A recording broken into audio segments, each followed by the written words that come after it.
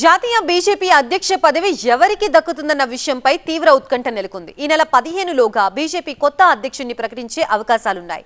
కేశవ్ ప్రసాద్ మౌర్య, ధర్మేంద్ర ప్రధాన్, భూపేంద్ర యాదవ్ రేస్లో ముందున్నారు. బీజేపీ కొత్త అధ్యక్షుడు ఎవరన్న విషయంపై తీవ్ర ఉత్కంఠ కొనసాగుతోంది. కొత్త పేర్లు తెరపైకి వస్తున్నాయి. ఎవరు ఊహించని రీతిలో అధ్యక్షుడి ఎంపిక ఉంటుందని బీజేపీ వర్గాలు చెబుతున్నాయి. ప్రధాని మోదీ, అమిత్ షా, జేపీ నడ్డా, రాజ్నాథ్ సింగ్ ఈ విషయంపై చర్చించేందుకు సమావేశమయ్యారు. ఆర్ఎస్ఎస్ నేత బిఎల్ సంతోష్ కూడా ఈ సమావేశానికి హాజరయ్యారు. ఈ నెల 15లోగా బీజేపీ కొత్త అధ్యక్షుడిని ప్రకటించే అవకాశాలున్నాయి.